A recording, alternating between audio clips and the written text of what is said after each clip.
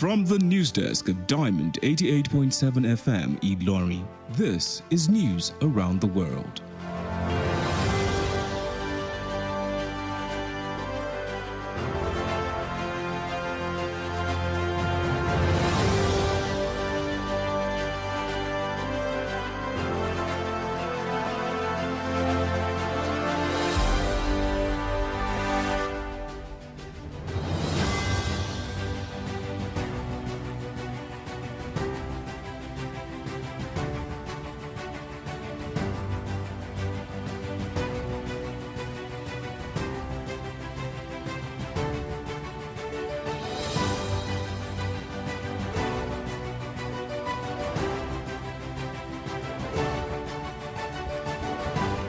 In the headlines, President Tinubu reviews pardon list, drops drug and kidnapping convicts. Insecurity challenges will persist without effective information management, General Oladele claims. Kwara employers, workers urged to foster harmony for better productivity. On the foreign scene, Hurricane Melissa leaves considerable damage in Cuba, President Diaz-Canel says.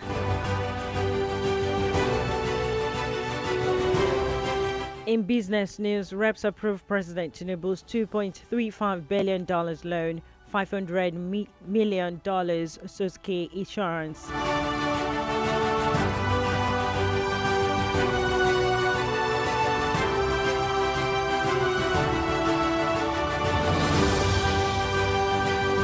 Again, in business news, reps approves President Tinubu's $2.35 billion loan, $500 million Suzuki issuance.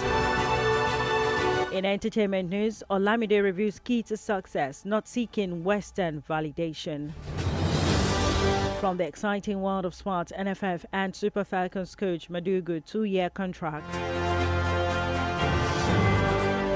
Good evening and many thanks for joining us for news across the world on Diamond 88.7 FM Ilorin. I am Omonike Babatunde. You can listen to us via our website at www.diamondfm.net or watch us live on Facebook at Diamond 887 FM. You can also download our app on Play Store, Diamond 887 FM. We'll bring you details of the news after this break. Don't go away, please. Opportunity in this country. I don't lose hope. Oh my God, jackpot. Leaving the country may not be the solution that you think it is. Don't make leaving Nigeria the only solution to your life's challenges. Japa because you want to, but stop raising it as a solution to national issues that you can work on and fix. Nigeria will always be your home, and together we can make it better. This message is reaching you from Diamond 88.7 FM Ilorin.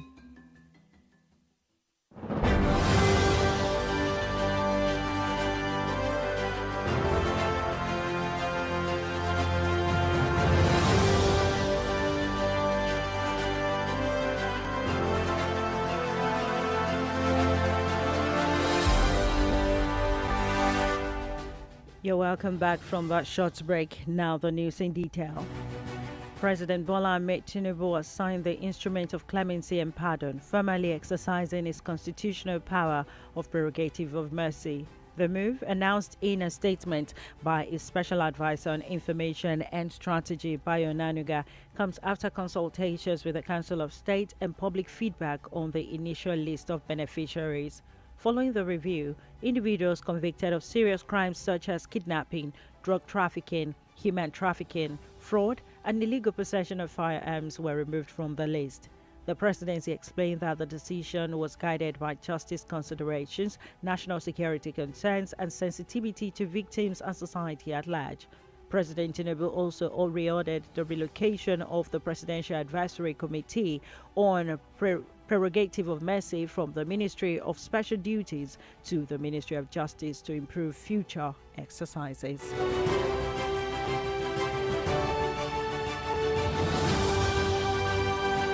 The newly appointed Chief of Defense Staff CDS, Lieutenant General Olufemi Oluyede, has warned that Nigeria's security challenges will persist unless the country strengthens its information management system.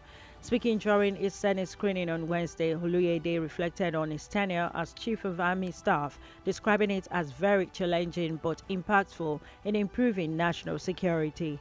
He emphasized the need for a whole-of-society approach to address insecurity, noting that progress requires collaboration across all sectors.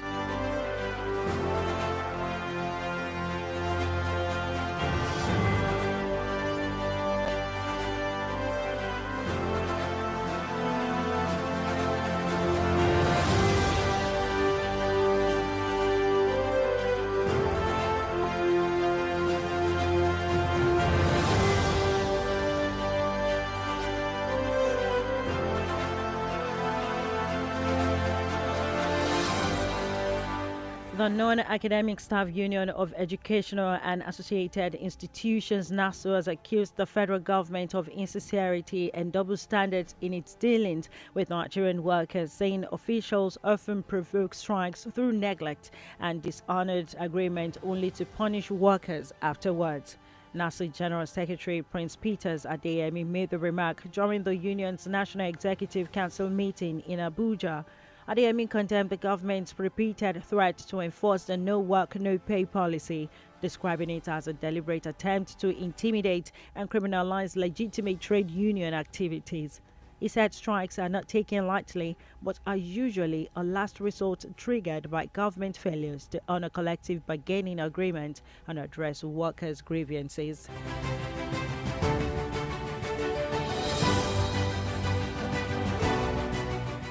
Chief Julius Bukoru, Special Assistant on Media and Public Affairs to former Minister of State for Petroleum Resources, Chief Timothy Silva, has dismissed reports linking his principal to an alleged coup plot, describing them as baseless and politically driven. He said the former Bayelsa State Governor remains a steadfast Democrat and loyal supporter of President Bola Ahmed Tinubu. Bukoru confirmed that Silva's Abuja residence was recently raided by individuals believed to be operatives of the defense headquarters, during which damage was done to the property. However, he noted that neither the reason for the raid nor any official explanation has been communicated to Silva, who was abroad for medical checks and a professional conference at the time.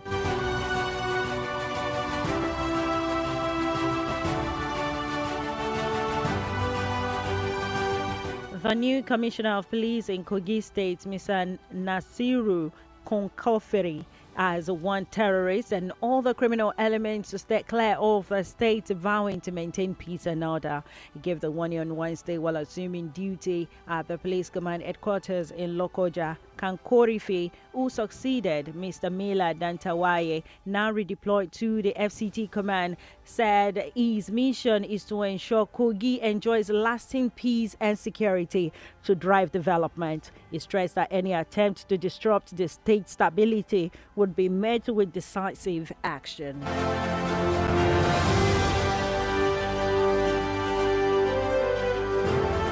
Osun State Governor Ademola Adeleke has defended his administration's decision to prioritize infrastructure development in Ile-Ife and other major towns, saying it is essential for driving economic growth and modernization across the state. Speaking during an inspection of the ongoing Legere flyover and other projects in Ile-Ife on Wednesday, Adeleke described the ancient city as the cultural capital of the Yoruba people, deserving of world-class infrastructure. He criticized past administration for neglecting the area and abandoning key projects. The governor vowed to complete all ongoing works despite opposition attempts to frustrate his administration, insisting that state money must serve state development. He said the flyover, located at the economic hub of Osun East, would not only ease traffic but also boost trade and tourism in the region.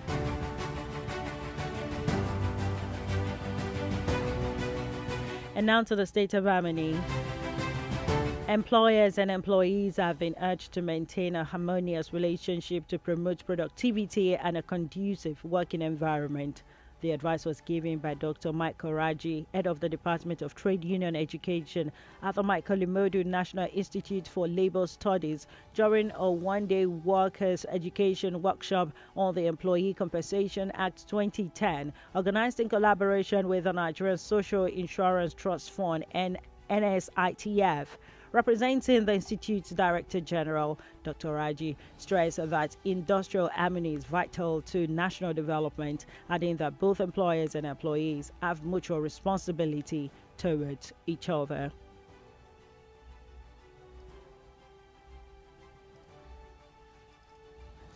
Competition is about two partners working together. So each of the partners must equally compensate the other. So as a worker now, I compensate my employer, then employer compensates me. So that's the whole essence of compensation. Speaking at the event, Mr. Abdulateef Musa, representing the Managing Director of NSITF, encouraged workers to enroll under the Employee Compensation Act to benefit from its provision. Yes, under the Act, NSITF, they are responsible for the employers, responsible for the employees that to carry out. And one of the major responsibilities of the employer is to ensure they register all their employees, because we are there as a circle that will solve the problem in case of injury, death, or disease that occur. The workshop's organizing committee chairperson, Mrs. Ruth Ejechi, noted that the program aimed to raise awareness among workers about the benefit of the act, which many are still unaware of.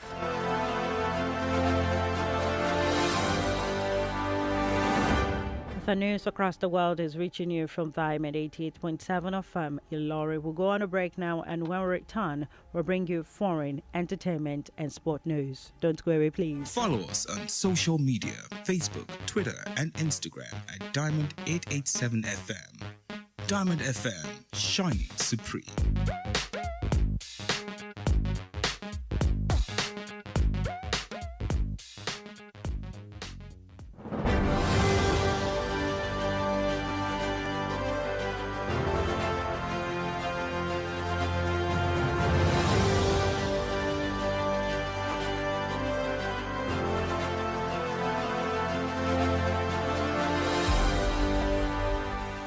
You're welcome back from that break. You're still listening to news across the world, reaching you from Diamond 88.7 FM Ilorin. Now we move on to the foreign stories.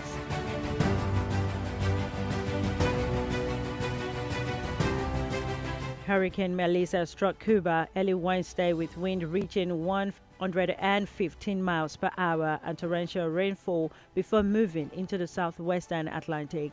The powerful storm caused widespread destruction across several provinces, disrupting transport and power supplies. President Miguel Diaz-Canel confirmed that the hurricane left considerable damage in its wake, but praised the country's preparedness and emergency response effort. Diaz-Canel added that authorities are prepared for a worst-case scenario, which helped mitigate the storm's impact.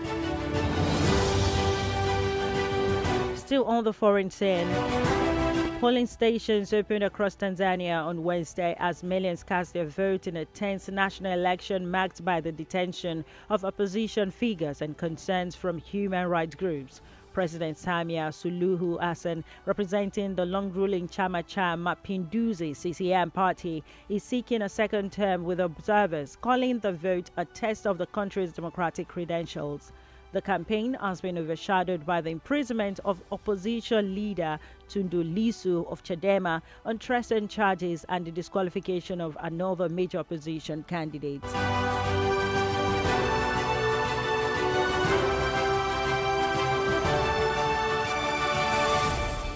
And that ends our foreign news. Up next is our business news. Diamond FM, business news.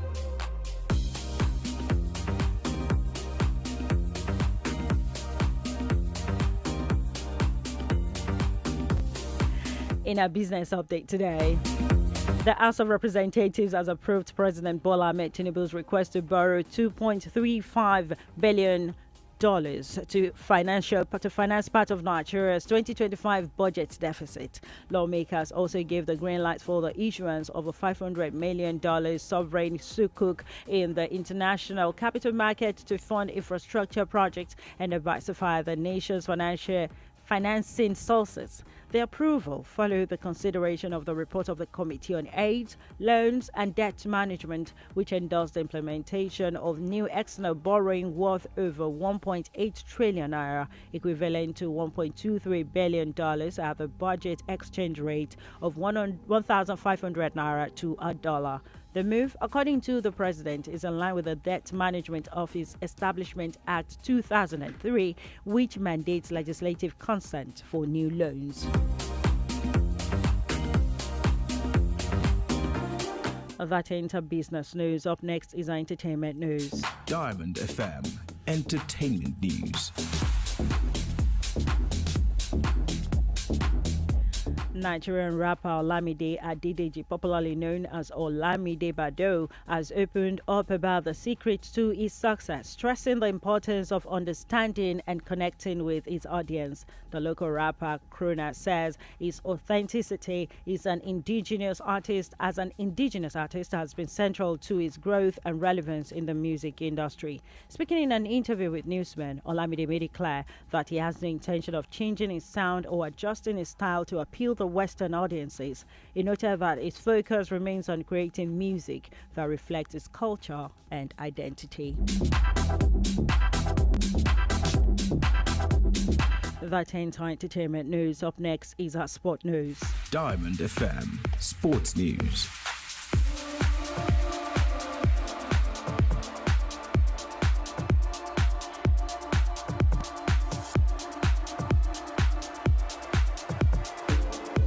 From the exciting world of sport today.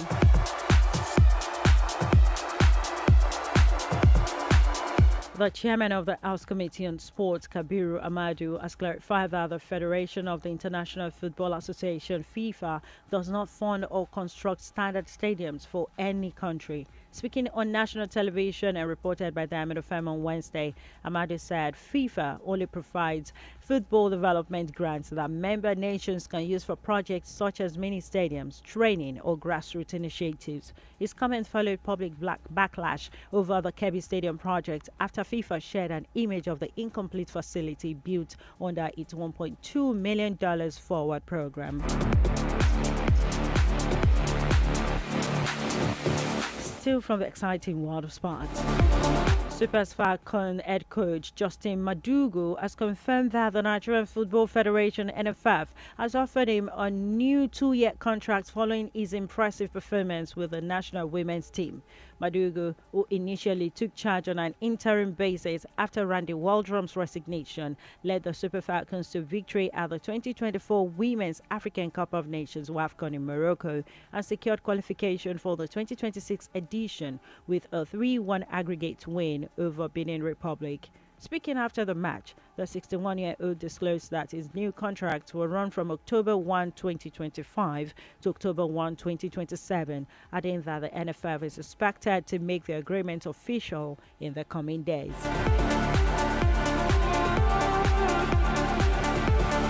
That's it from the exciting world of sport.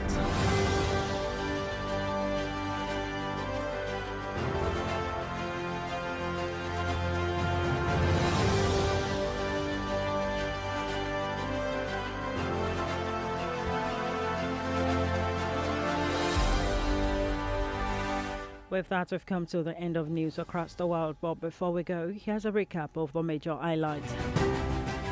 President Tinubu reveals pardon list, drops drug and kidnapping convict.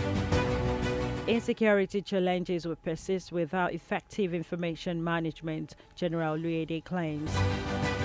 Kwara employers, workers urged to foster harmony for better productivity. On the foreign scene, Hurricane Melissa leaves considerable damage in Cuba, President Diaz-Canel says. In business news, Rep approved President Tinubu's $2.35 billion loan, $500 million Suske issuance. In entertainment news, Olamide reviews key to success, not seeking Western validation. In the world of sport, NFF hands Super Falcons coach Madugu 2-year contract.